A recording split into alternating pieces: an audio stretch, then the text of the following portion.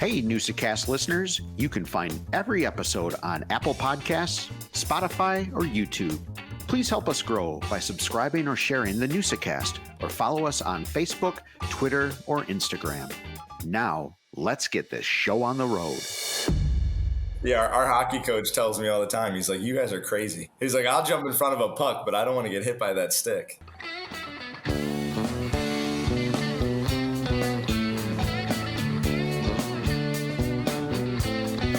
Welcome to the NEWSA-Cast. What is a NEWSA-Cast? It's where we bring local folk stories to life through conversation.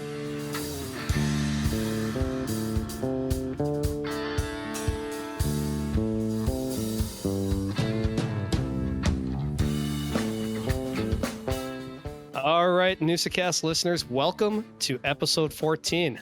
We have an exciting, I think it's an exciting interview. You know, anytime you have somebody who is starting a brand new college program and it's right here in the Fox Valley, I think that's exciting. I think it's going to be it's a great interview with Coach Mike Zadroga at Lawrence, starting a brand new lacrosse program, Joe. A blank slate, Tosh, and talking our favorite subject, lacrosse. I mean, let's go. Playing the Banquet Bowl. Well, I mean, that's a perfect setting. Look, Yeah. I feel like Lawrence was built to have a lacrosse team. You know, in the interview, when you listen to that, you're going to hear about that too, because Lawrence has such an academic background that you look at a lot of the schools from D3 into D1, they have very high academic standards, and they have these lacrosse programs at these schools like that. So Coach Zadroga really thought that Lawrence is prime for that, and they'll be able to recruit the people that he wants. Well, Tosh, all I know is I'm in the half that make the top half possible. That's true. What do the Kelsey brothers say? The 92 percenters. There you go. So yeah, it's going to be a good episode. We're very excited about it, and you know, I think it gives us a chance to kind of highlight Lawrence University in this episode. So not only are you going to hear about Lawrence from Coach Zadroga, you're going to hear about Lawrence from us. We're going to take a little look at the history of it. We're going to take a little look at a bunch of different things with Lawrence and really kind of enjoy what was happening. But the one thing I do want to talk about before we get started with everything, Joe, is Oktoberfest this weekend. Yes. What an amazing crowd. Another record crowd. Oh, one of my favorite sights really of Appleton is when you're up on the hill, maybe around Cleo's or Corner Superior in College, and there's sort of there used to be a ravine there, so you're a little bit elevated. Looking down at just the sea of people all the way to State Street is just one of the coolest things. And man, what a day that was. It was warm, but it was cloudy, so the sun wasn't beating on you all day, and that was and the music is always fantastic. The food, I mean, it's just like we said in the last episode, that might be the top day of just eating if you really wanted to. I mean, you could literally start on one end and go to the other, and just it's Epcot Center really. I did not hear what the crowd was, but I know it was over 100,000 people. I thought I saw it even at the two handle, like 200 something, but I could be wrong. Wow. But I'm quite certain I saw the word record in there. And, I mean, I work at the post office, so obviously we're down there that day, and it was a zoo up, we're 4 blocks north of there, and it was tough to maneuver. Yeah. They also had a great crowd for the License to Cruise, for the car show. Had some beautiful vehicles down there, 500,000 plus vehicles, a Ford GT, they had a couple McLarens, my students told me. I didn't make it down, but I tried to get across town and made the mistake of going through the city instead of taking the construction after picking my son up at FVL. And yeah, that was a mistake. So Tosh, I had the opposite experience. Friday afternoon, I take half days on Friday so I can go ref football. And as if I said before, I ride my bike, and I had to make a stop on College Avenue. And I did that. And it's about 12:30 and the avenue is completely closed. The cars are lined up on State Street. I'm on the avenue. I need to get over near City Park. There's nobody on College Avenue. It's completely closed. I started pedaling my bike. I should have videotaped this because I'm just flying right down the yellow line, right down the middle of College Avenue. Police have the the streets closed. There's just literally nobody on the avenue. And I rode that all the way to Drew Street. And it was for that 4 minutes or whatever that was, it was pure glee. It was literally a license to cruise for you. It was incredible. It was perfect timing. That was awesome. And I'd have to say this as well. How did homecoming pictures go? Those went very well as well. You know, time flies, Tosh. Time definitely flies. So, yeah, we've got homecoming this week at FEL. yes. So I'll be doing that on Saturday as well. Yeah, no doubt. And Amelia was beautiful, and there's some great pictures. Yeah, and that, you know, this time of year, if you have Facebook and you're our age, there's no doubt it's flooded with Hoco pictures, right? Right. Absolutely is. I do have something to touch base on because this just kind of floored me. So this week, 41 years ago, Sony came out with the first CD player. Oh, wow. It cost $1,100. Nice. 41 years ago. You don't even get a CD player in your vehicle anymore. Yeah, I mean, we lived through all of that. It's amazing how fast technology is moving. In particular, that's a prime example, right? You go from that Sony, Right. and then it gets down to a Walkman size, and from tape to CD Yep. to, you know, remember this tiny little iPods that you used to have in the beginning, and Exactly. you know, now to what we have, and guys like you and me Yep. now can talk into your ear. I mean, Like it or not, you hear us. right, So, right. well, I think this is a great spot where we can transition right into our old look at new. Absolutely, Tosh. I love this segment. I think it's become yours and mine favorite subject, where we take a look at a little bit of history. We, you know, what's around northeastern Wisconsin, and usually you and I bring a topic to the table, but for this episode, we decided to kind of tag team this one. We thought it was appropriate. We had Coach Zadroga's coming up here in a couple of minutes, and we thought, you know what? Let's talk about Lawrence, this beautiful campus, really the anchor of downtown College Avenue.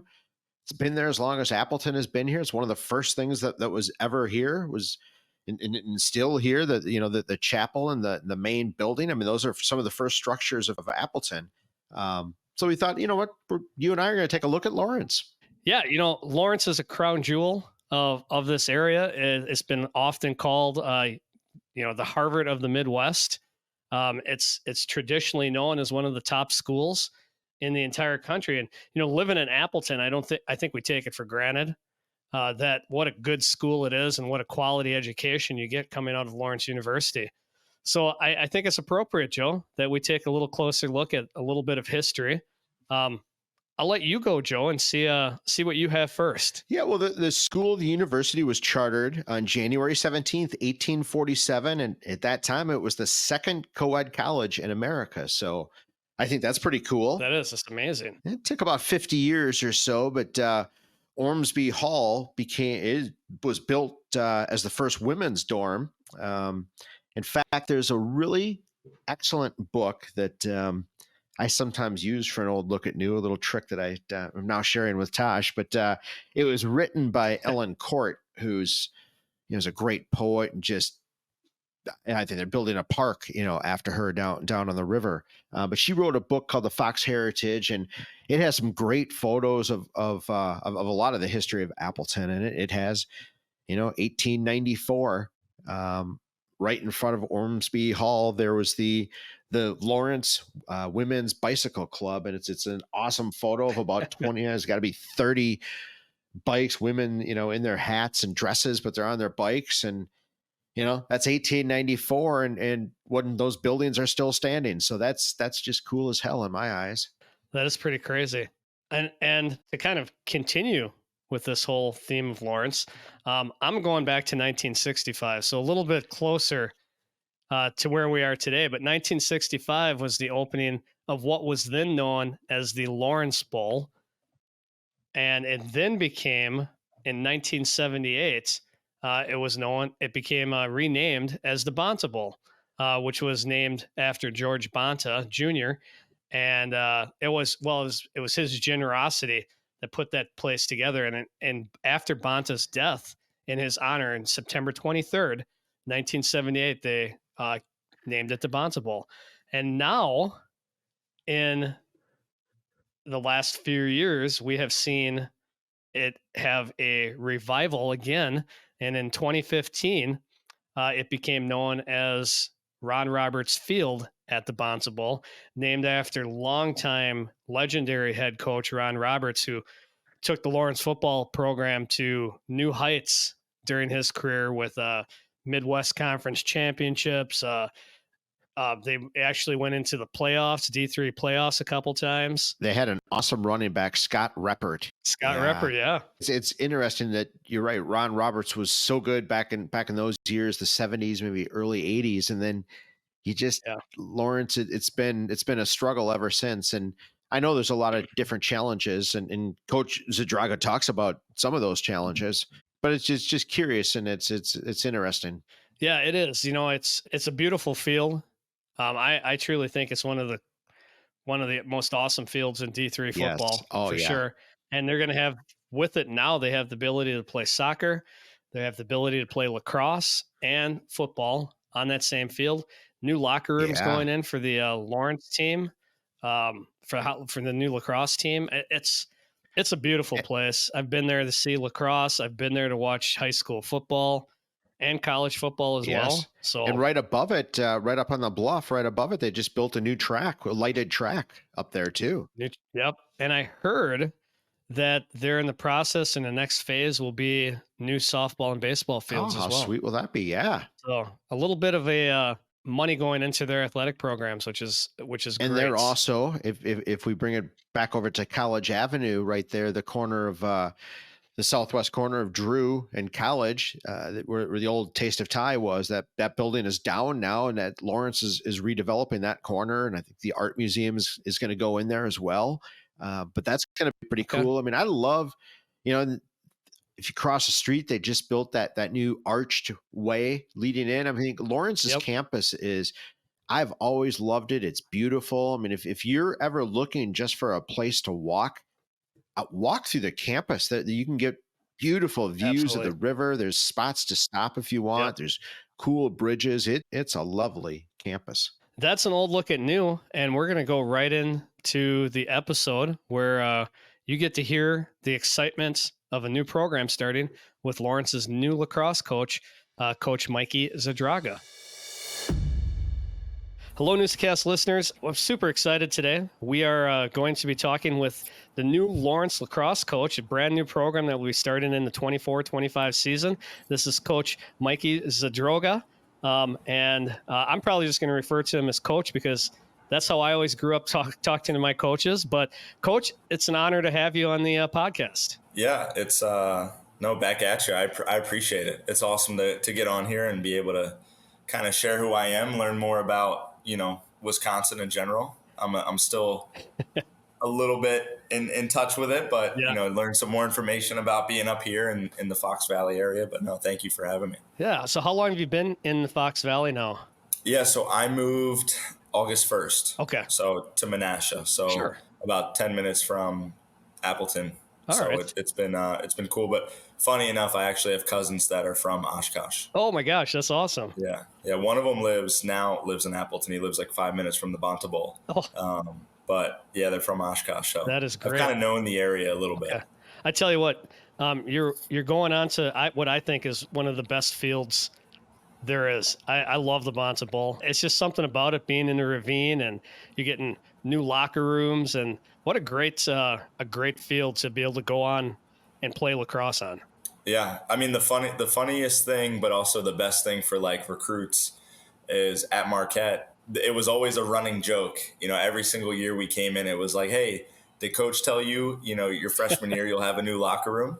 And we were all like, yeah, he did. And then in 2019 in February, we finally got a new locker room. Right. And we were in a pod. So our coach made us T-shirts, where it all started, basically. I forget what it said, but it was like just a pod. And then the guys at this program, they're going to walk on campus and have a brand new locker room, which is awesome. And the stadium, the facility, like you said, it's unbelievable. Yeah, they've. I think Lawrence has really put a little bit more emphasis on their athletics in the last few years, which is great to see. They have some good programs and some great kids, and it's an excellent school academically. Which can be a little tough to get some of the players in. But, I think you're walking into a gem.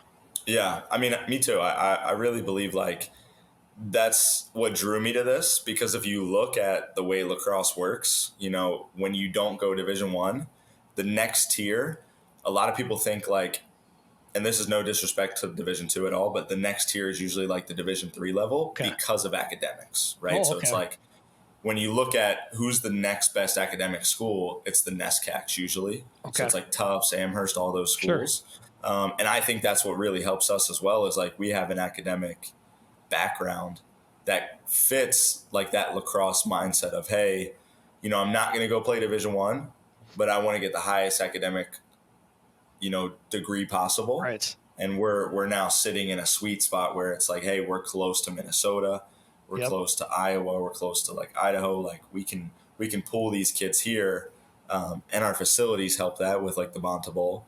But yeah, it's pretty cool at the same time. Like, yes, it will be a little tough to continue to build it. Because, you know, if you can get every guy that you want in, maybe you can build it a little quicker. But when you look at who's really the best in the sport consistently, like it's really, you know, other than like it's Salisbury's been at the top, but like, you know, you have Denison, you have Tufts, you have Amherst, Colorado College, Washington and Lee, like all those schools. Not everyone's getting into those schools. So, you know, it's still the really like high academic schools. I think the sport in Wisconsin is just going to explode here with WIAA finally recognizing lacrosse as a sport. Yeah. I mean, I'm also hopeful that, you know, it can continue to change in the sense of like, this still happens back in Philly, but you know, like the football coaches, like still seeing, hey, our guys benefit, you know, yes, they're going to get speed work and track, but they really benefit from lacrosse. They're physical all year round.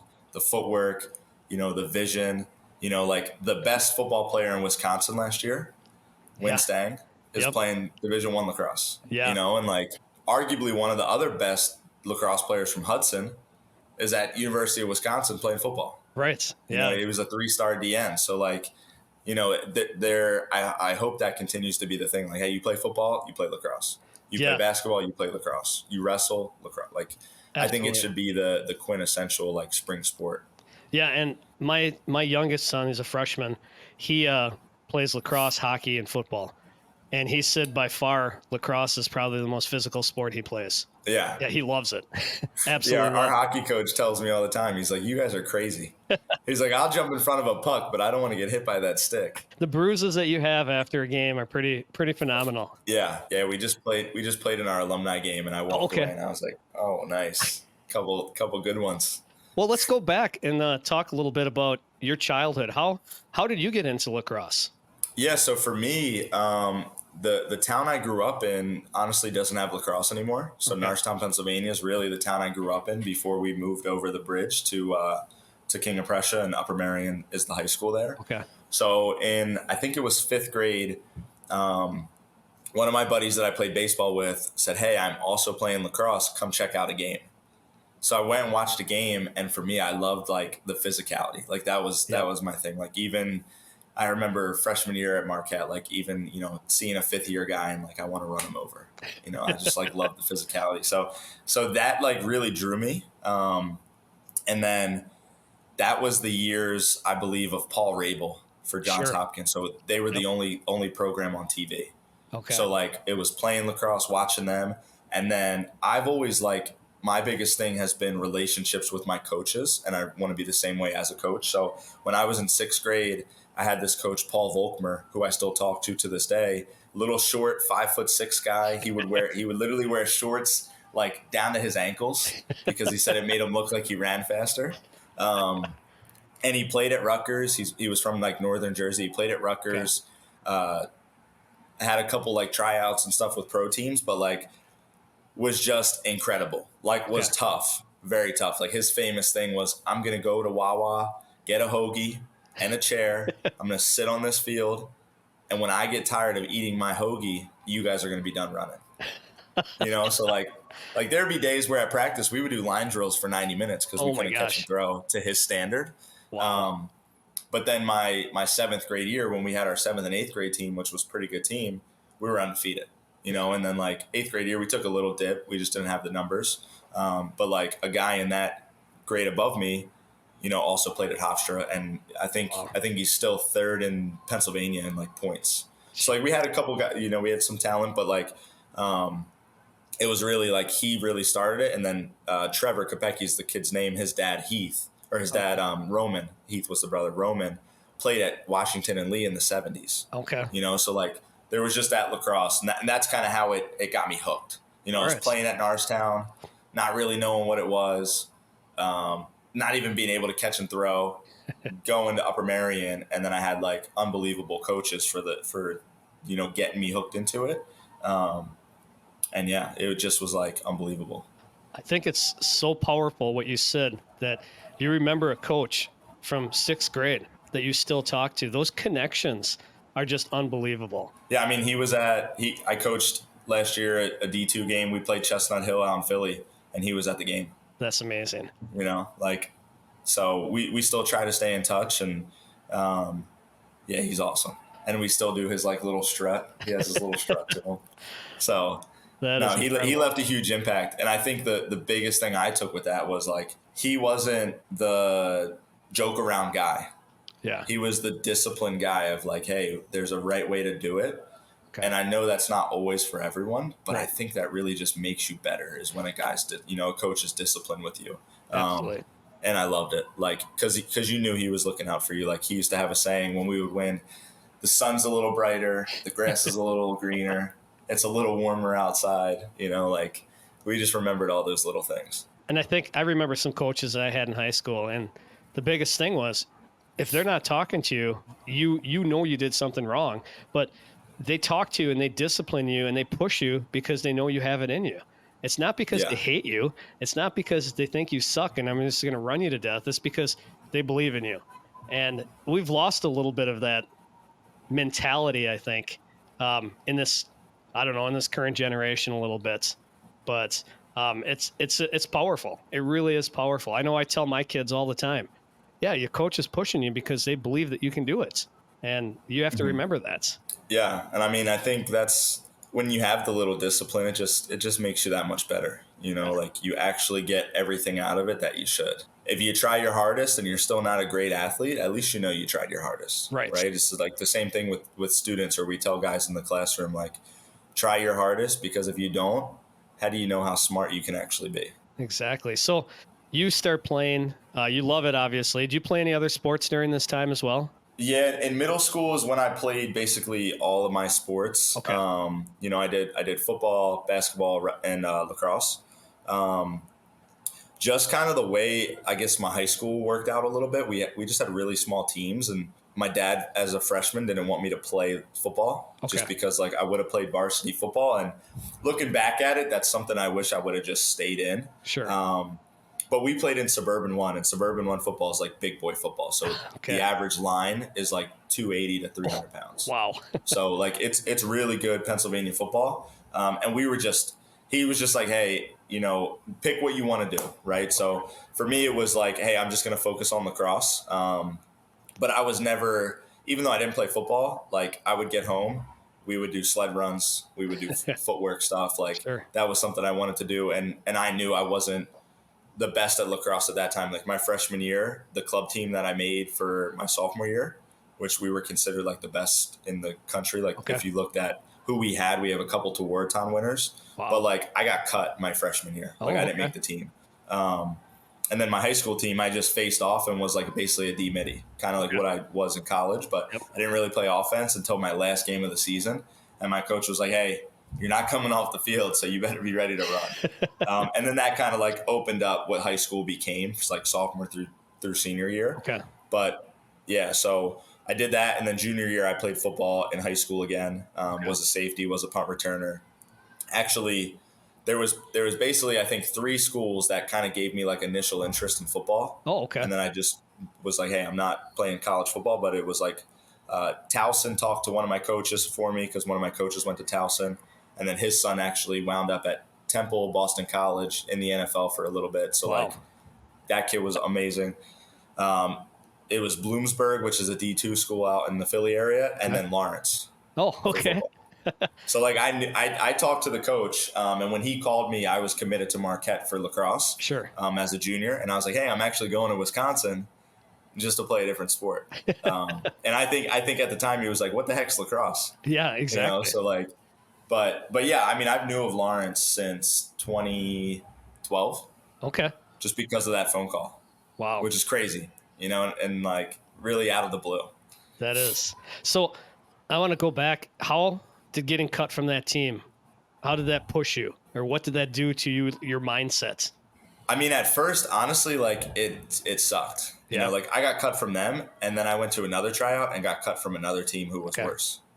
And I was like, wow, what the heck's going on? Like, am I just this bad at lacrosse? Like, do I need to stop playing? But then I was like, you know what? I mean, I just got to keep going, and I'll try out again. And like, I think what helped me was one of the coaches for the team, it was called Duke's Lacrosse Club, actually sent me a message and said, hey, I think we made a mistake at the tryout. I think we confused your number. Make sure you're practicing, because we want to see. They invited me out to a tournament in the summer for like a tryout. Okay. So then I was like, all right, maybe they made a mistake. So let me keep practicing. So it kind of gave me just a little confidence boost. And my dad was like, listen, we're not going to quit something. So you're going to keep going. And I knew I wanted to play Division I lacrosse like that. I wrote that to myself in 8th grade that I'm going to play Division I lacrosse. So it was a goal, and I just figured, all right, it's just a little bump in the road. Like I just started. I was like, I just started. Most guys have played since they were kindergarten. Right. You just got to keep going.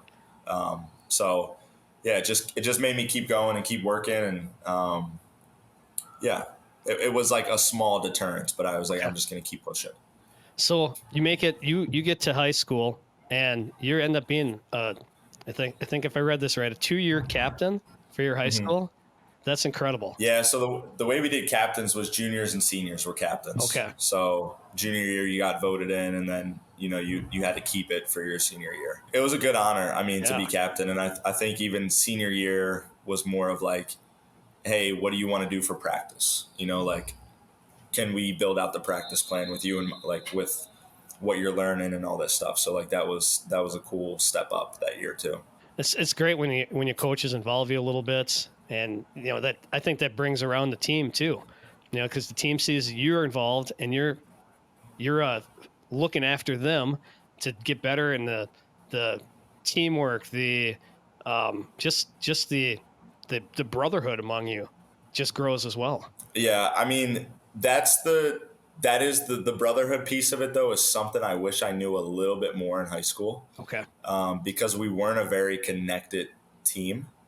And when I coached high school a couple years ago, it's everything that I learned when I was at Marquette, like what's going to separate us. And I think it was just, I love my coach to this day, and he continues to learn too, my high school coach, and I still talk to him and all that. But I think it was what really separates us as a championship team in the high school level. And it's being unafraid to get your guys to commit to the hard things, knowing that, hey, if you don't have a JV team because guys are afraid to do hard stuff, it might be better to just have a varsity team, And I think like I've tried to say that to him like repeatedly about it. And it's been awesome to we have that back and forth now. And then I just experimented with it as a high school coach, and we were able to have 50 kids, and like they loved it, like they bought in, and like, I was tough, like, hey, little things like your bags better be lined up.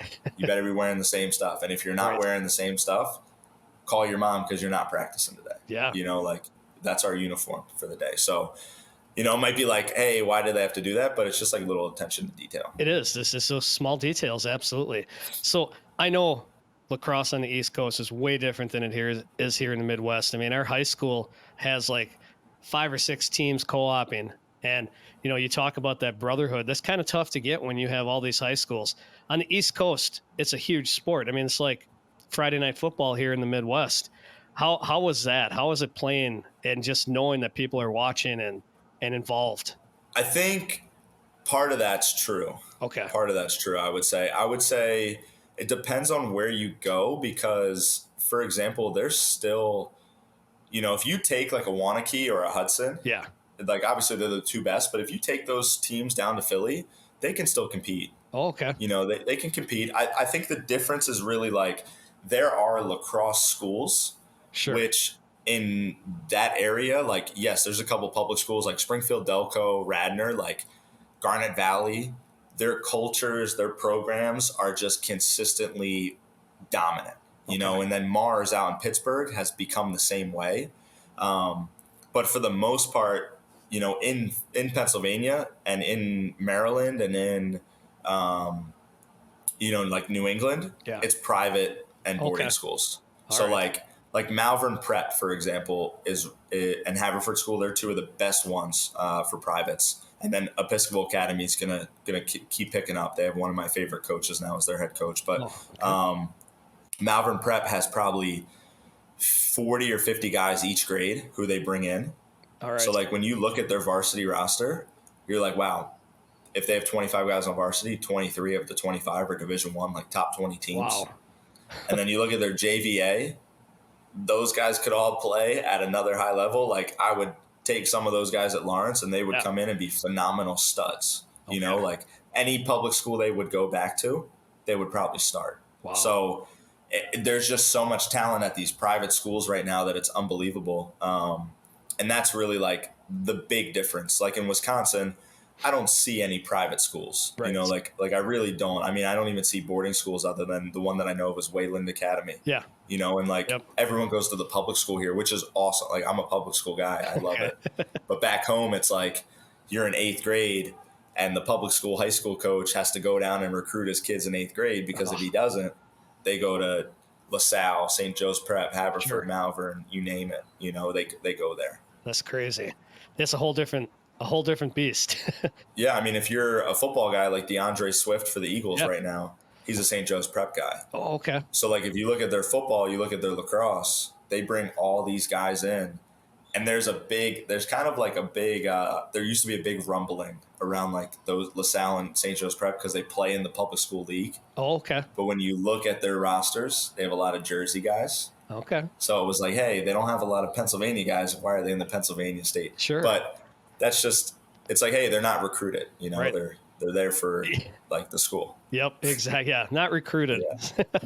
Yeah. So that's the difference, I guess. Okay. What was your recruitment process like coming out of high school?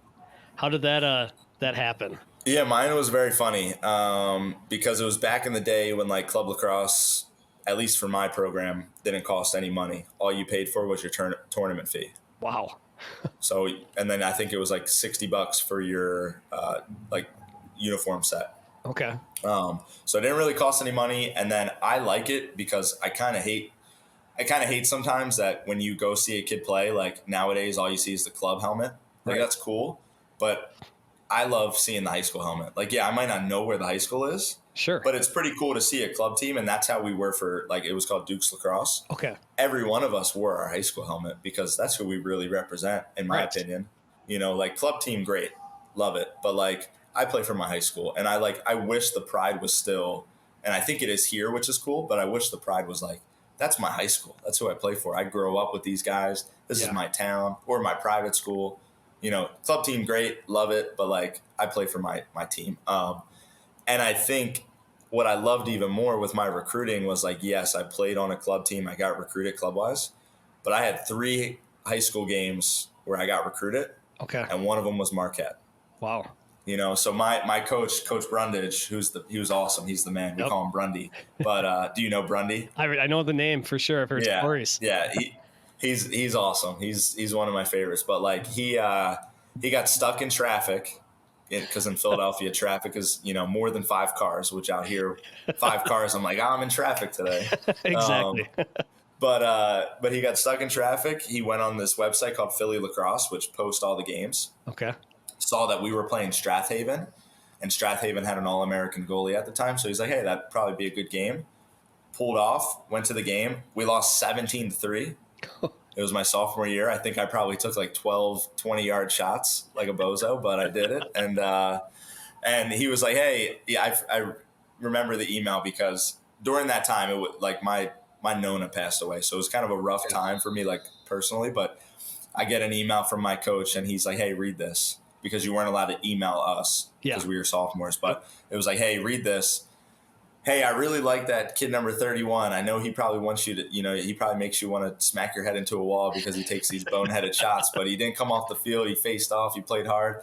And I was like, wow, someone, I need to take better shots. And my coach has been telling me this, so I should listen. But I love that so then that kind of made the connection. And then, like going through the process, I think the only other school that I really would have went to, and I did say no to it, which it's been a desire for me because, as I said, like discipline was awesome, and it was West Point. I said no to them, and my Jaji was like, "What the heck are you doing?"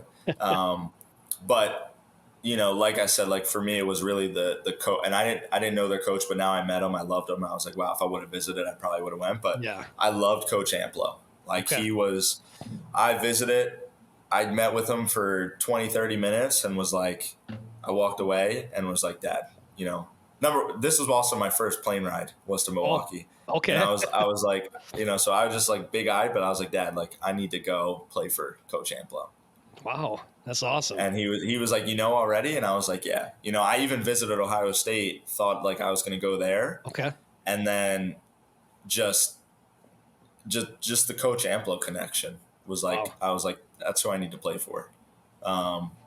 So that for me was like, that's what I want to do. And then I didn't think of like financials and, hey, I'm going to have student loan debt and all that stuff. And I probably should have because I was the first in my family, but, and West Point would have set me up really well.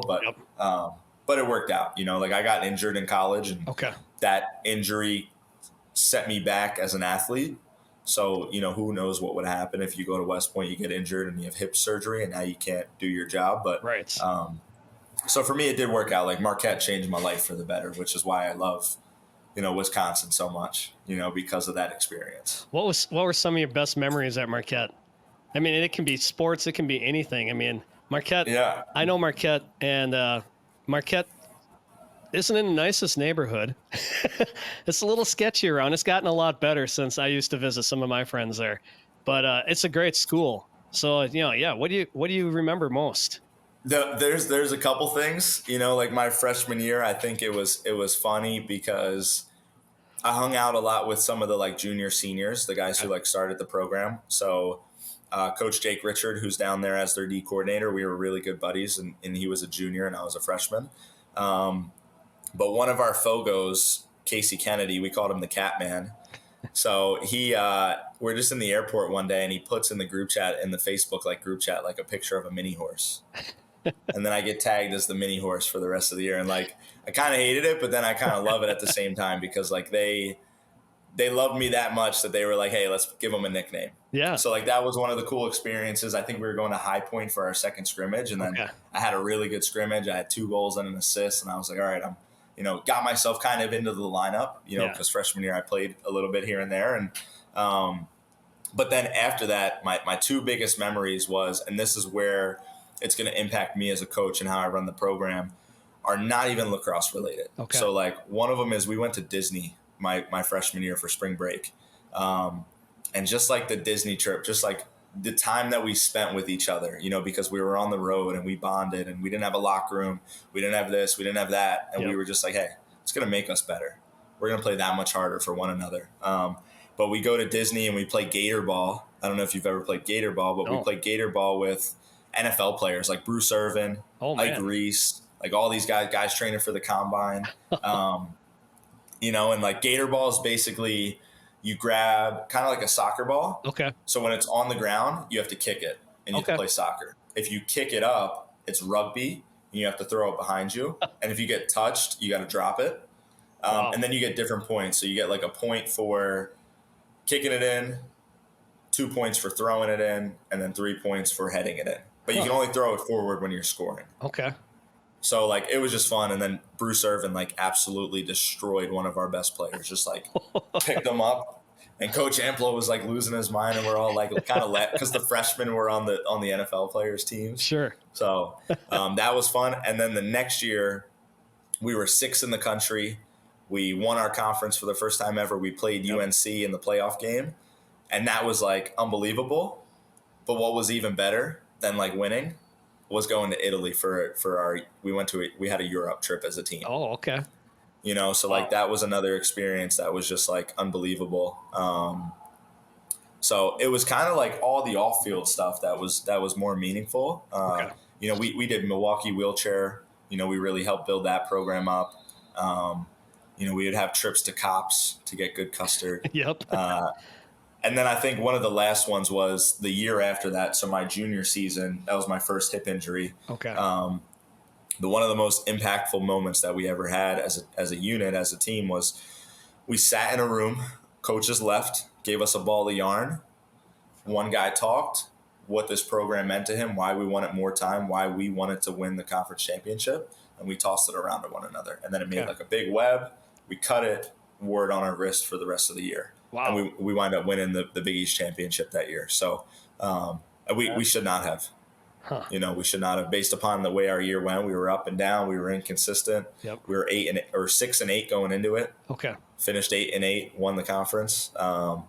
You know, and it was just unbelievable. Like that was the best, probably winning feeling I've had. I didn't even play. I was injured, but like that game, like that impact was awesome. Well, that proves how incredible that was for you, because you weren't playing, you were injured, but that group must have just been incredible together, because I can see it in your face when you were talking about it. That made a huge difference in you. Yeah. Those couple of years, you know, and like I have some of my best friends forever, and actually one of them stayed in Wisconsin and he coaches at West Bend. And his name's Brendan Connolly.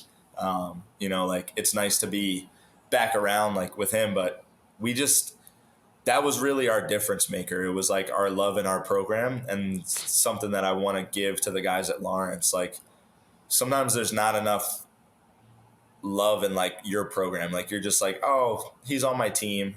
Yeah. You know, I always kind of laugh sometimes when people are like, hey, you know, like Cole Blazer gets brought up because I'm in Illinois. So some people are like, hey, did you know Cole Blazer? And I kind of laugh because like he played with me for 4 years. Yeah. So I should know him. But honestly, if you went to a different program, you might be like, I didn't really know him. But like we knew each other so well that when we all get together, even if that's not your best friend, you still knew that guy to a different level. Sure. Because of the connections that we had on the team. That's awesome. You talk a lot about, I think this is important, a lot about relationships. And you mentioned, you know, your sixth grade coach, your high school coach you still talk with, your coach at Marquette. How do you take those three and probably more and meld it into your coaching style? Yeah, I think it's all three of those guys are intense. You know, all intense. You know, like Coach Amplo is intense. You know, I've seen him many times rip the brim off of his hat in a game. You know, straight rip. Wow. You know, I think I'm strong. I don't think I could do that. No. You know, so that's and I know I have like that Italian side in me where I can be intense. What I try to do is see all that and make it a positive intensity. Okay. So like really the guy that I look towards the most, and I love that he's the Marquette coach right now, Shaka Smart. Yeah. The way he coaches basketball, like he's into it. Yeah. And he's relationship driven as well. Like he's into it. He's banging on the floor. He's a jumping bean sometimes. I try to do that as well. But then I try to take like the little disciplines, right? So like my middle school coach, my college coach, it was very disciplined and structured. Okay. And then my high school coach was a guy who, you know, and there was this with the middle school and the high school. Middle school's a little different. You know, you don't have as much time, but high school wise, take you around, give you a hug. Like, what do you need? How can I help you? You know, I'm in college. I'm struggling a little bit. I'm homesick. I call him up, right? And you have your parents, but sometimes you're like, I need to call someone else. Call him up, and he's there to talk with me, right? So same thing that I try to do. Right. It's like, hey, you know, are you all right? Are you mentally okay? Like checking in with them, you know. That's awesome to hear. I appreciate that, having two boys. My oldest is a freshman in college now. My youngest is a freshman in high school. So, and hearing them talk about some of their coaches and the relationships they have, I appreciate what you're saying, because that's going to go a long way to making what you want in this program, is those relationships. And how you are talking right now is you're going to get kids for sure, because they're going to appreciate you and respect you.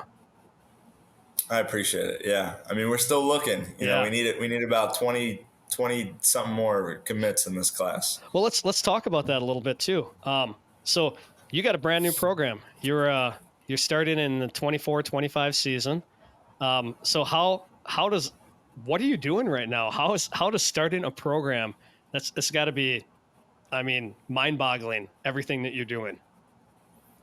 It's a little bit crazy, but it's super fun. You know, I mean, like, there's always going to be little setbacks, and I try to tell the guys this at the prospect day. Like one of the examples is we have these new netting system that we have, and I need to go get like U anchors and anchor them into the ground so they don't move. But we had sand buckets on them, which you're supposed to put sand buckets essentially on them, and you need 4 50-pound buckets, right? We only had 2 50-pound buckets. There wasn't enough time to get them in between. Yeah. You know, I don't have a truck yet. I'm not that Wisconsin yet where I have the truck. So I don't have the truck yet. So it's a little bit tougher to get it. But in the prospect day, they blew over.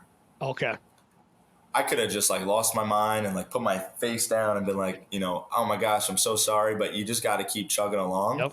And it's been like, that's kind of like a metaphor for everything that's been here. Right. So, you know, like there's some guys in recruiting I absolutely love. We have great conversations. Like I can't, and I never will tell a kid, like, even though we're a new program, you're going to come here, start and have 50 goals. Right. But you have the opportunity to have this happen. Yep. You know, and you have the opportunity probably earlier at our program than some of the other schools.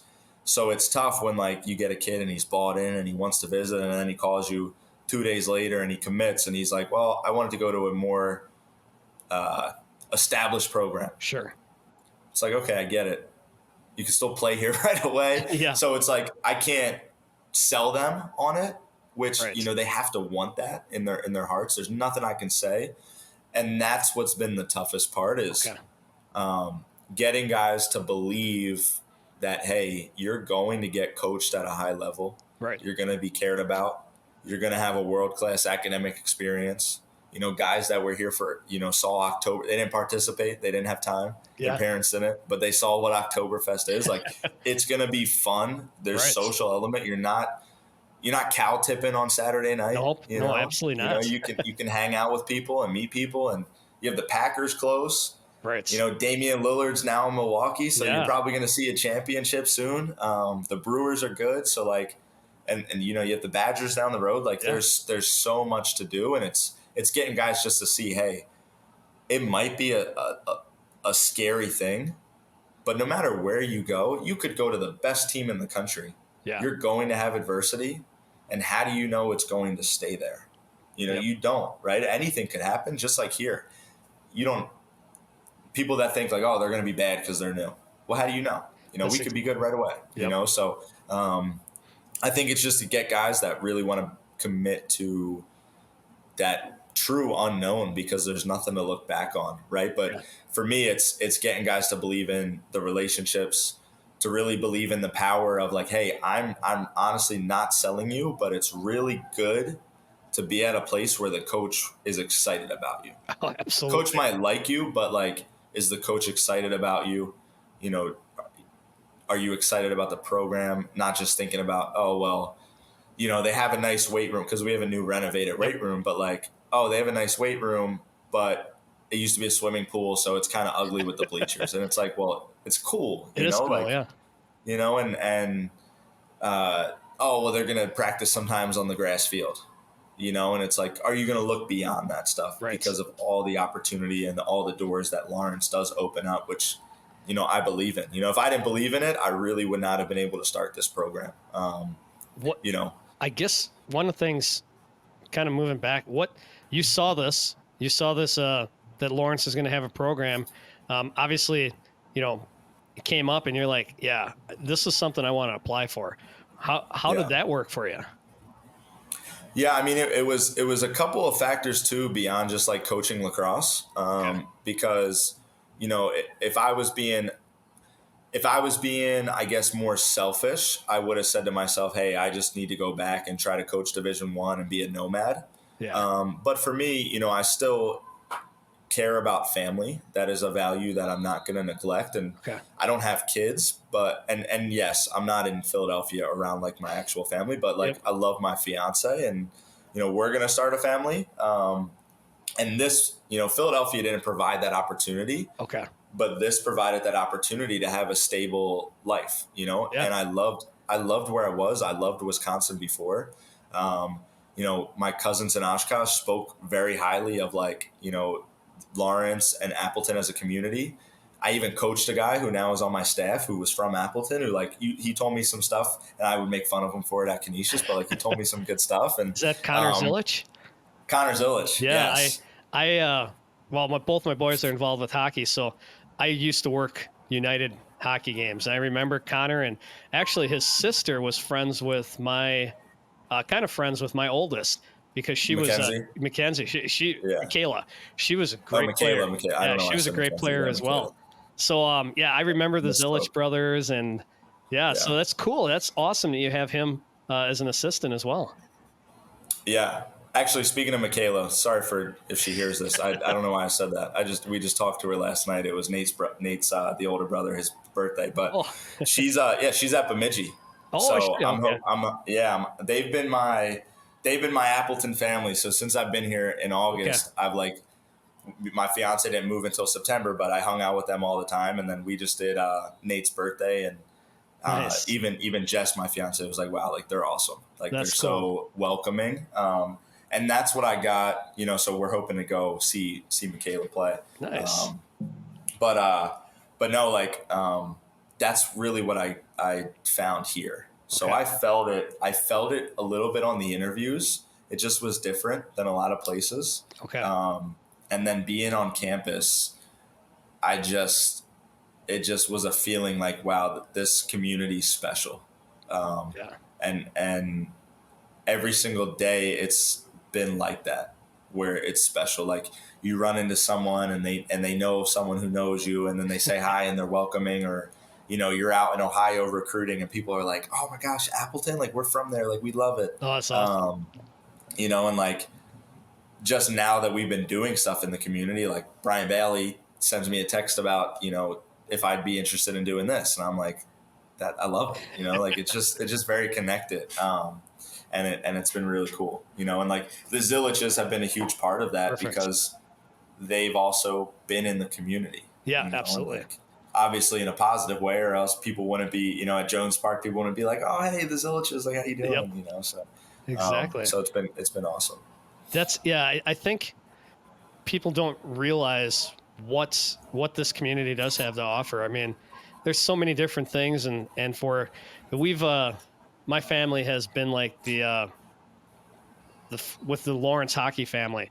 So we've had players come from St. Louis, players come from Colorado, and they come over and eat my food and drink my beer, and but it's awesome because you can meet these kids, and they're not kids. I mean, they're 21-year-old freshmen with hockey, but they come to Lawrence and they're like, yeah, I really like it here because I was in Jersey and I was living in an apartment with 4 other guys, and I get this experience, and we're just a big family, and it's safe, and we get to go out and do whatever we want. And that's a huge piece that's probably going to help you recruit kids to come to this area. Yeah, I think kids just and prospective recruits, when they step on campus or in Appleton, that's when I think it makes a difference. Yeah. It's easy to see it. We have a virtual visit that I created. It's easy to see it and be like, oh, okay, it's like a normal school. But then you step on campus and it's like, hey, how many schools have you gone to where you get to talk to the athletic director? Right. Or if you see the president on campus, they really stop by and say hi, you know? Yep.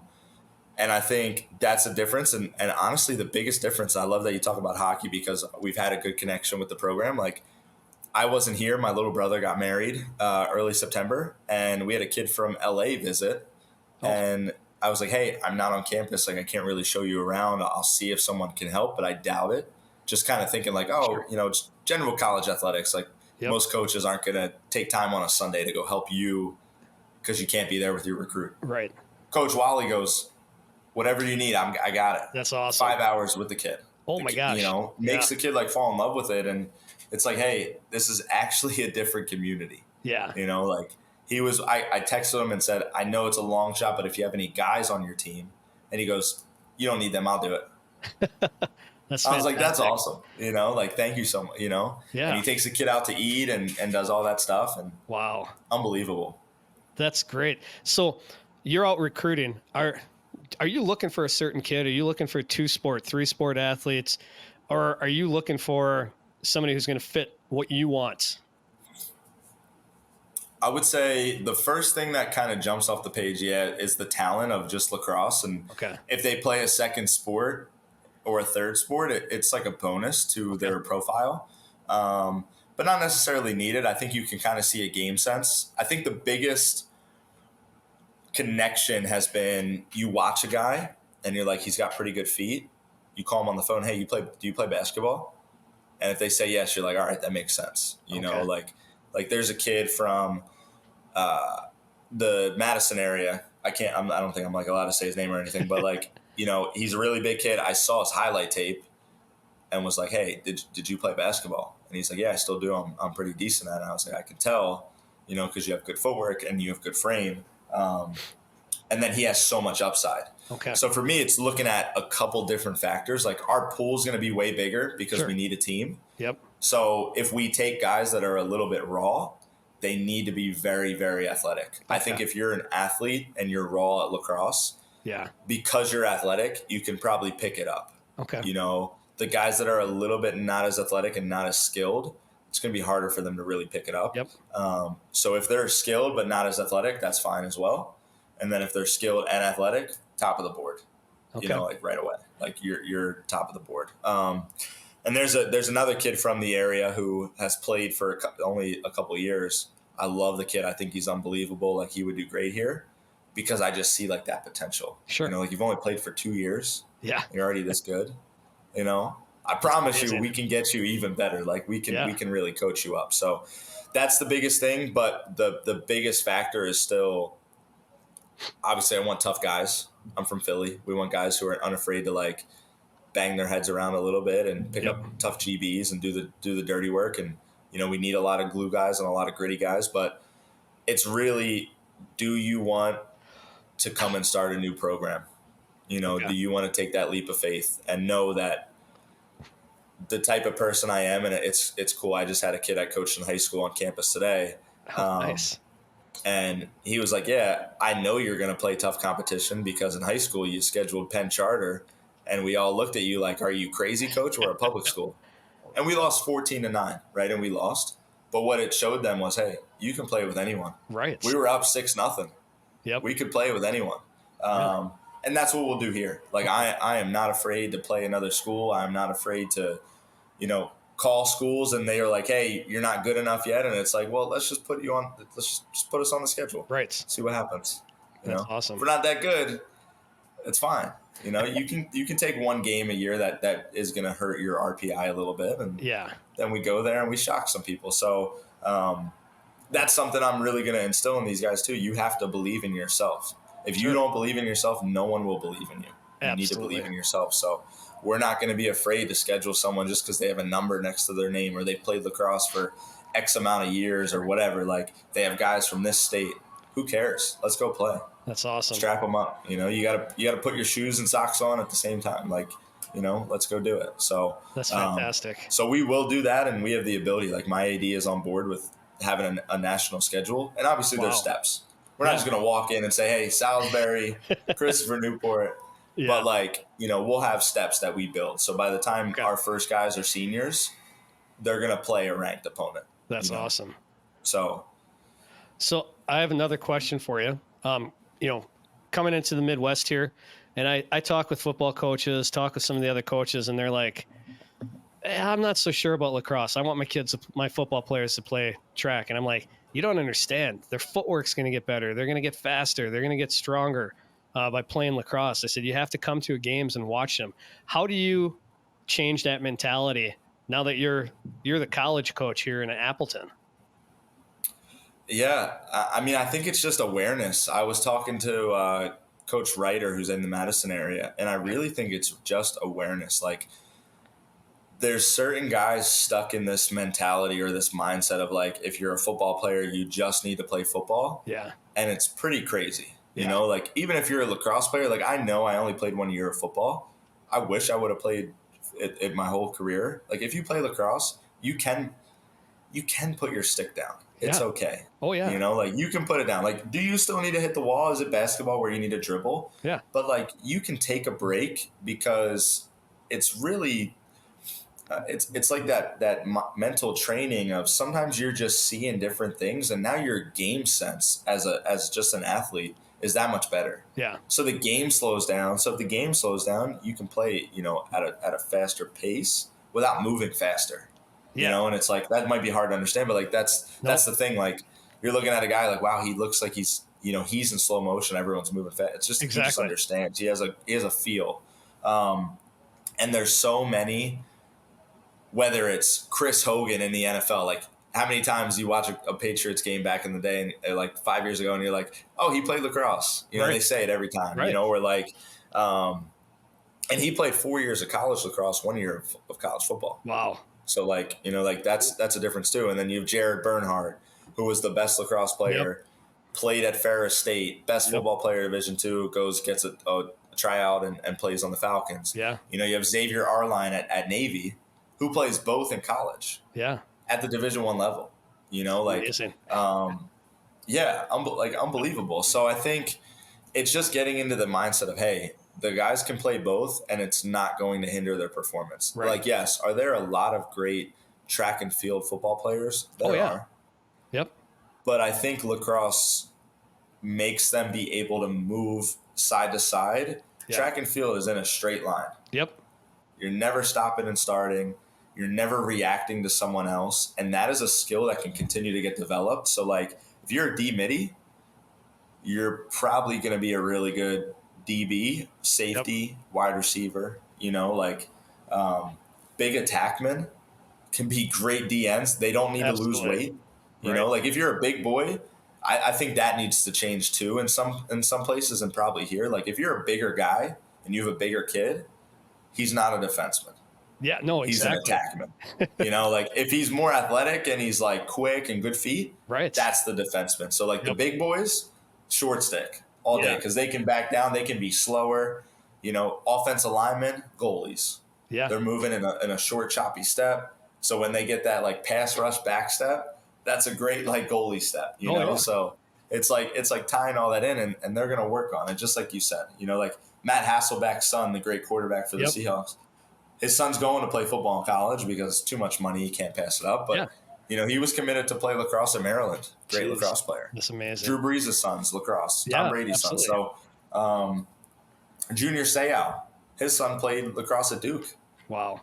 You know, so like, I mean, I just think it's a great connection and it's a great tie. It keeps your guys physical, keeps them competing.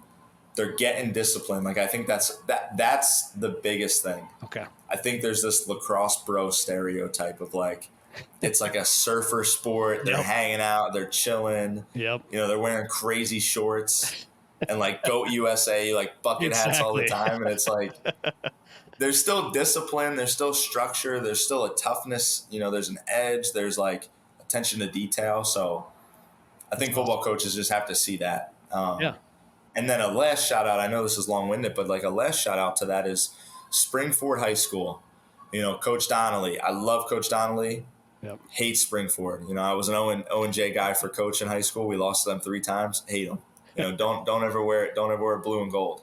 You know, even though high school I was, but for coaching. But I love Coach Donnelly and I love their defensive coach. I forget his name, but their defensive coach never played lacrosse. Wow. Linebacker in football. Defensive football coach for Springford High School.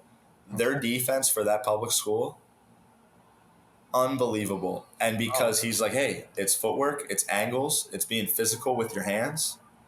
I can teach that. Yeah. You know, like, and I can just instill discipline in them. And that's like what defense is. Like, if you're not disciplined on defense, you can be aggressive. You can't really be super creative, like in a sense. Like you can, and I don't want people to get mad at me, but like for the most part, you got to be locked in to a simple thing. You got to be very disciplined, certain way to approach, play an angle. Yep. Like you're a super unit. Offense, you can be a little more like, we call it like hippies sometimes. Like you can be free flowing and loose in the wind, you know, but defensively you're dialed. And like, that's where that tie-in really comes in. Long-winded, but that's kind of like the spiel. That was great.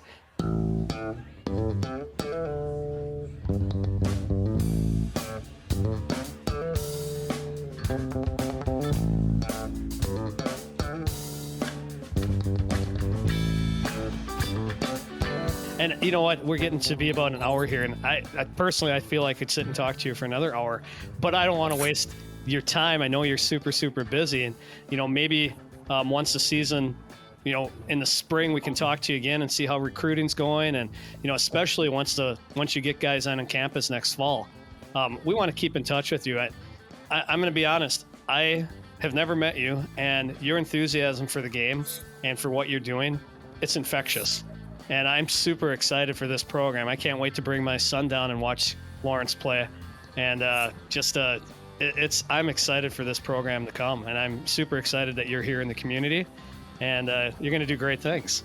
I appreciate it. And we're gonna invite you out to next fall. We're hoping to do an inter-squad scrimmage. You know, get the community out and nice. Pack it. You know, and I don't think I told my AD this. I forget who I told this, but I want to be kind of like separate from like, you know, if you've ever seen the semi-pro, like Jackie Moon. Yeah. I want to be like the Jackie Moon with getting all the people to the games. What do we need to do? Do I need to fight a bear at halftime? Like, let's go. You know, I want the Bonta Bowl packed. So whatever I need to do, but you know, for like the inter-squad scrimmage, let's pack at the house and make it a fun event for the guys. It's first year, so that's awesome. Yeah, we want to do some fun stuff that way. That is fantastic. That's cool. All right. Yeah. Well, hey, I appreciate it, and thank you so much for your time. And you know, people in the community, when you watch this, pay attention. This is going to blow up, and this is going to be amazing for this community. I really, truly believe it. And we got a great guy here in town. And thank you very much, Coach. Yeah, thank you for having me. It's been awesome. Great to meet you. Great to meet you as well.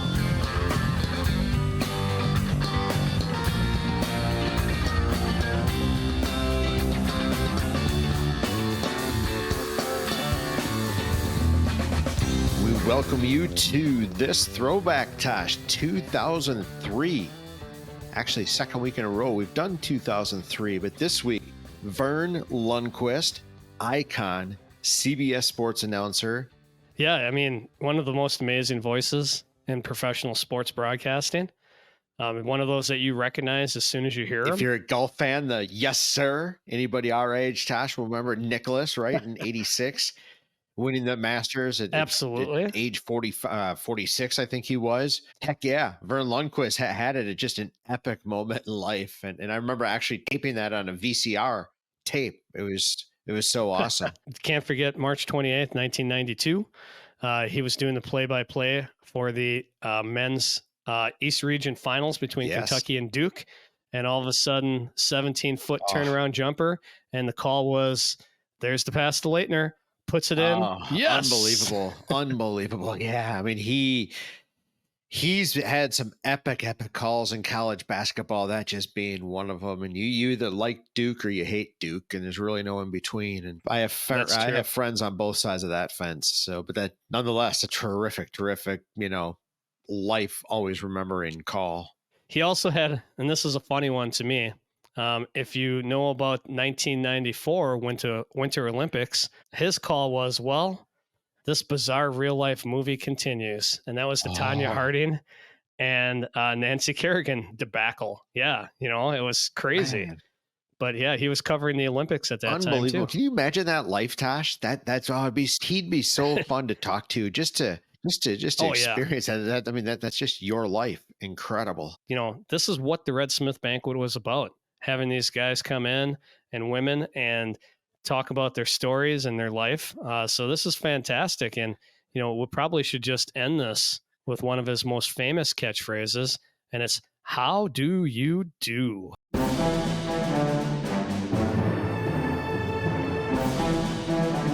Red Smith Sports Awards. Banquet Throwback.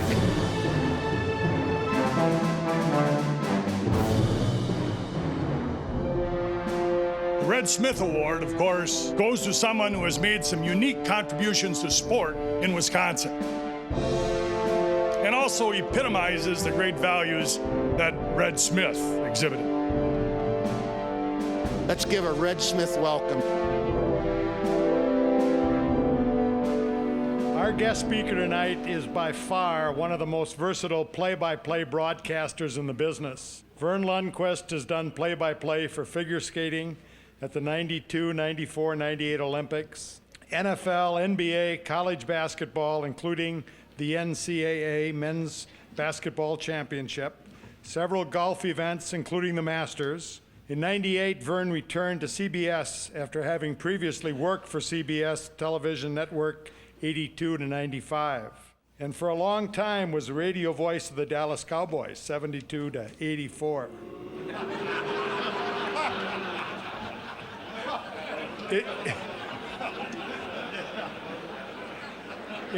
Is it something I said?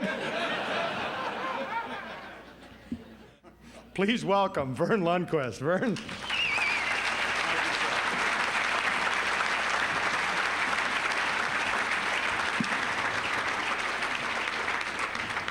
Thank you, Chuck. It is a real pleasure to be in Appleton. I've been in this town many, many times, and in this hotel many, many times, but always when we were doing a Packer game on television, and of course the visiting teams stayed here tonight. It's a pleasure to be back in a more official function. I'm reminded a little bit about a game I did back in the late 70s. I was at ABC. And we were doing a game in Logan, Utah. This was Brigham Young University against Utah State, where Merlin Olsen played his college football. And it was a BYU team that was undefeated at the time. They'd won 5 in a row against a Utah State team that came into the game at 4-1. Lavelle Edwards at BYU had a sensational team. Some of you might remember Gifford Nielsen, who played with the Houston Oilers. He was the starting quarterback. The second string quarterback on that team was Mark Wilson, who later played with the Raiders. And they had a redshirt freshman named Jim McMahon. The tight end was a guy named Todd Christensen. So we go into Logan, Utah, and it's a gorgeous city, a beautiful October day in the Cache Valley. And we were expecting a real tight ball game. Well, BYU just exploded. And Gifford Nielsen threw for 4 or 5 touchdowns in the first half. They were up by about 35 points at halftime. Mark Wilson came in the third quarter. I remember distinctly he went 8 of 9. And the game dragged on and on and on. And what had been a sellout crowd had headed for the exits. And the sun is going down. We've been on the air for 4 hours. And our director, Joe Assetti, was looking desperately for any kind of a shot to kind of demonstrate what was going on. And he found a lady sitting alone in the end zone. An elderly lady, appeared to be about in her 70s. All by herself, the chill coming in. She had a shawl wrapped around her shoulders. She was hunched together like this. Lines really etched deep in her forehead. And I was searching for something to say. Joe Assetti put his key down to me and said, "She was a freshman when the game started."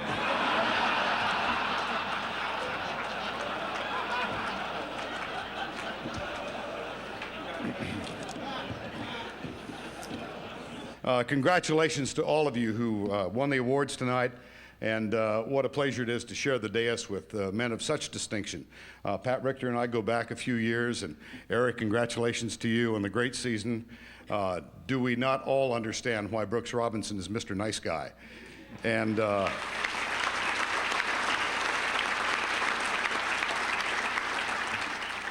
think you also understand why those of us in my end of the business, when we came into Green Bay to do a game, would talk to the PR staff, Lee Remmel or Jeff Blum, and say, line up Leroy Butler, please. Because it was constant that we would see, good to see you again. I did notice a small scattering of boos at the mention of the Dallas Cowboys. Larger now. I actually was at the Ice Bowl game. That was my first year in Dallas. I had come to work at Channel 8, the ABC affiliate in Dallas, in 1967, and was asked, and what a great honor it was, to do the pre- and the post-game show on the Cowboy Radio Network. By the way, the most overrated ride in all of America is on John Madden's bus. He's got a lot of idiosyncrasies. One of them is, that he keeps the bus at a constant 55 degrees. It is meat locker cold. John also is a little claustrophobic, doesn't like to tie his shoes, wears tennis shoes, but he is obviously one of the great characters in the sport and one of the great broadcasters. I'm one more, and we'll everybody say goodnight and go home. But Brooks really caught my attention when he was talking about trying to maintain humility and a sense of perspective. These great athletes really know what the spotlight is like, and to a degree, those of us who are in television and in broadcasting do as well. You're on the air and you're in people's homes, and you hope that there's a familiarity that comes into play. But I was reminded of a story that happened that gave me a sense of perspective in 1975. I did a show in Dallas-Fort Worth for 2 years. I'm not ashamed to admit it now. I was for a long time. It was a game show, and it was called Bowling for Dollars. It was franchised around the country, so it was probably in Milwaukee. I know it was in Boston, may have been in Baltimore. When they came to me and asked me to do this, I said, I'm not going to do that. After all, I'm a dignified broadcaster. And they said, listen, call Los Angeles and talk to Chick Hearn. He does the show in L.A., so I called his office, the late Chick Hearn, the Laker broadcaster who just died. And I called him, Mr. Hearn. I introduced myself. I'm in Dallas. They've asked me to do the game show. And he said, yeah. And I said, well, tell me. He said, oh, it's great. He says, we run at 7 to 7:30, 5 nights a week, and we beat the Cronkite Show. We beat Huntley Brinkley. We beat ABC News. And I said, but you're the voice of the Los Angeles Lakers.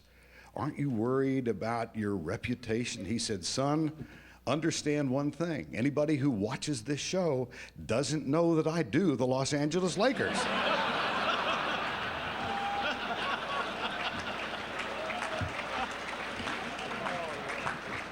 So I did the show for 2 years in Dallas. And at the end of the first year, I got a call from ABC, and they said, we have your Thanksgiving assignment, and you're going to get to do your first national telecast. It's Texas at Texas A&M. I lived in Texas for most of 20, 30 years, and it was just a wonderful assignment for me. The number 2 Aggies against the number 5 Longhorns, undefeated Texas A&M, once beaten Texas.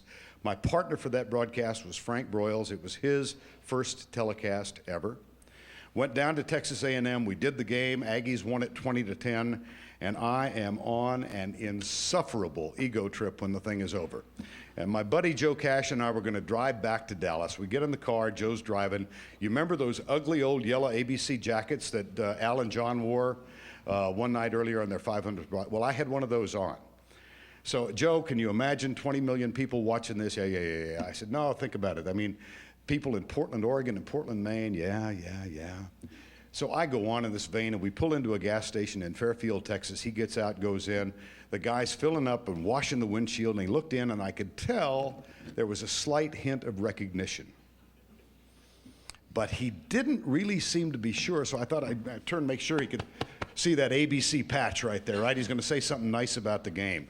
And he rubbed the windshield, and he looked inside, and then he turned over his shoulder and yelled at his partner, Rudy, God Almighty, get out here. It's the Bowling for Dollars dude on the TV.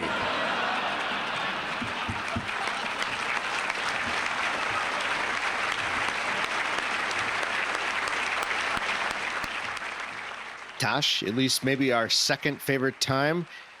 It's forgotten, and I'm never forgetting. Yeah, I think you got that right. That was excellent. I've been practicing. And you being a teacher might appreciate this. I wrote it a few times just to ingrain that in my head, because those words don't quite flow naturally off of my tongue, or maybe it sounds like pretty much anybody else's tongue. Yeah, especially mine. I've butchered it a number of times in these last 13 episodes. So it's part of the charm, folks. It's part of the charm. So what is forgotten, Tosh? Well, I'll tell you, right now, celebrating the 20th year of the Kardashians, and I would love to forget that. And I am honored to say that I've never watched a single episode, though. So yeah, let's forget that one. 20 years of the Kardashians. Yes, all Woo, right. forget it. Good work, Tosh. I have never watched a single episode, I'll be honest. You know, if we ever bring back, it's not even if we ever, and say hello to your dog. If we ever bring Red Smith back, that might have to be an award, right? The non-Kardashian watched Absolutely. person of the year. Yep, I agree. Yeah. 100%. So what do you got, Joe?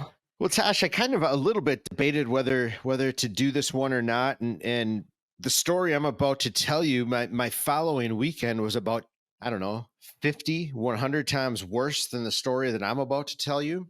But it's my forgotten, and I truly do forget this, but maybe this is, I don't know, maybe a glimpse into sometimes what it's like to be an official. It's a Friday night, Tosh, beautiful Friday night. Not a great game, but, you know, it's an okay game. But, you know, people are always going to find plays that they feel are controversial. We went back and watched the film, thought we called a pretty good game, but that's beside the point. In this particular venue, when it's not very good for us as officials. We always have to walk through the crowd there, especially leaving the field. So you literally leave the field. The crowd is just bunched around waiting for the players. We come through. There's no security. There's a guy that's our, quote, escort. And we're walking through the crowd, and you got to walk through the parking lot into the school to get to the locker room. So during this walk, there's this lady with two of her daughters, and she says this loudly enough that we can certainly hear it. I've got to believe she knew that we were right alongside of her. There's 5 guys in stripes walking just, you know, right next to these people. And she just says something to the effect about the team being just as bad as the officials were tonight. And the daughter's initial reaction was like, "Mom," and the mom's response was, "What do I care?" And all of this was loud enough. I mean, I'm literally 4 feet from her. I'm walking almost side by side. Yeah. Didn't say anything. Nobody in the crew said anything. In fact, we never even said anything as a crew about it, but it just kind of stuck in my head. And if nothing else, it turned into content for It's Forgotten and I'm Never Forgetting. So that's kind of it's forgotten, but that's the kind of stuff as an official you have to forget, because if you can't forget that, then it's really, really tough to officiate. Yeah, that's true. But that also is the whole reason why we're losing officials right there. Just, you have nothing to do with it. Just the officials are doing the best job they can. They don't have replay. You're doing it. Yeah, you don't get paid a ton to do it. You're doing it because you literally love it. And if you're not doing it, kids aren't playing. Yeah. So just shut your pie hole and enjoy the fact that your kids were able to play, and say, "Hey, nice job, guys. Appreciate that you came all this way to ref our kids' game."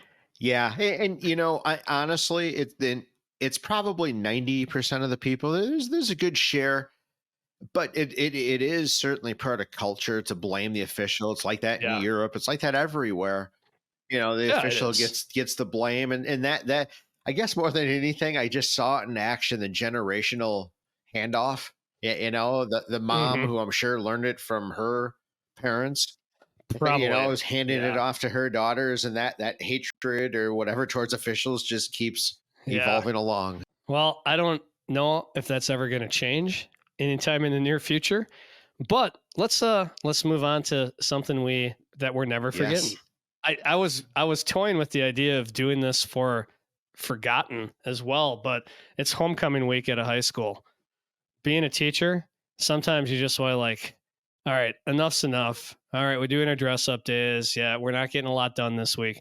But in reality, it's really, you don't want to forget it, because kids are having a good time. Teachers are dressing up.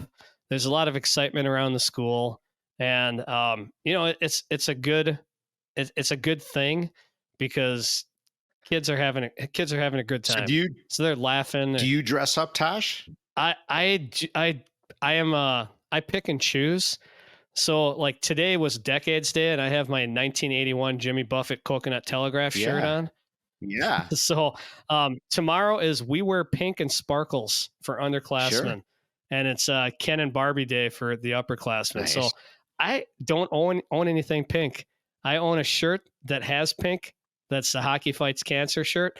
So I'll probably wear that tomorrow. So where was the Walter White photo taken from? Was that a dress-up day? That was a Oh, Halloween. okay. Well, that's coming up here soon Yeah. as well. That's coming up. Yeah, I'll have to pull out the hat for Halloween and dress up as Walter White One of again. the all-time great. Kids get a kick out of They that. gotta love that. That's a great call. Yeah.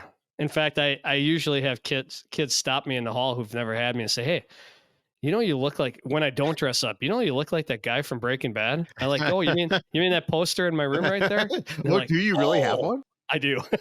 Oh, that's awesome. What, like the movie poster? Yeah, it says, "I am the one who knocks." Oh, that is so good. I love So that. yeah, homecoming week is fun. It's a good time for a lot of kids, and it's, even though you might not get as much done as you would like to as far as teaching, there's always teachable moments with it. So Well, I am never forgetting one thing, and I think, Tosh, you're going to agree with me on this, and that's our editor, Taylor. So he, I hope everybody likes the NEWSA-Cast. We're doing some stuff on YouTube.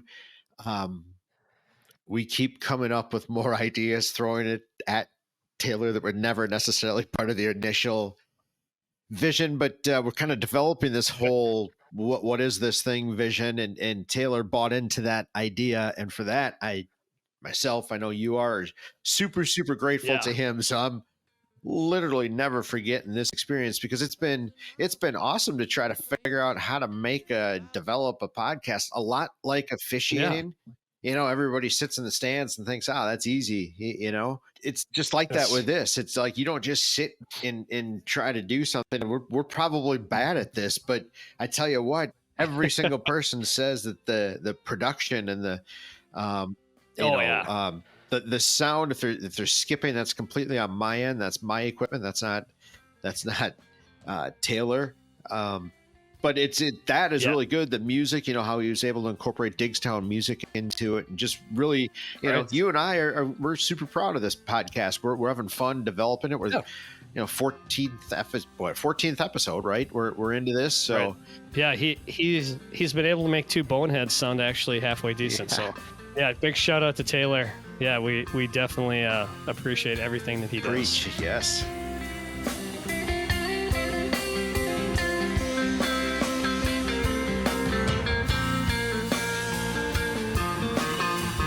Hey, NEWSA-Cast listeners, we hope you enjoyed today's episode. We'd really appreciate it to have you come and hit our socials, hit Spotify, wherever you get your iTunes. That helps us out a lot, and we really appreciate that. But also, if you like that throwback, tune in on Sunday to our YouTube channel, and you can check out the full throwback interview.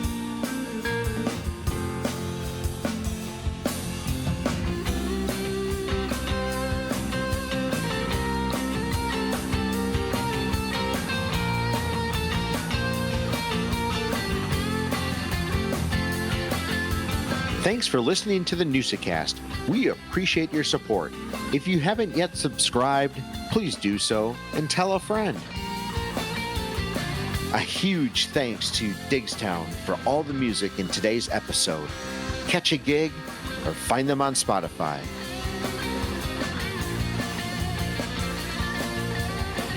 Northeastern Wisconsin Sports Advancement is a 501c3 organization. Our mission is to raise money, provide support, and create awareness for youth sports organizations in northeastern Wisconsin. We do this primarily through the Red Smith Sports Award Banquet and the NEWSA-Cast. Each year, we give back to the community through 3 initiatives: the Every Kid Plays, the Gives Back Initiative, and scholarships to student athletes.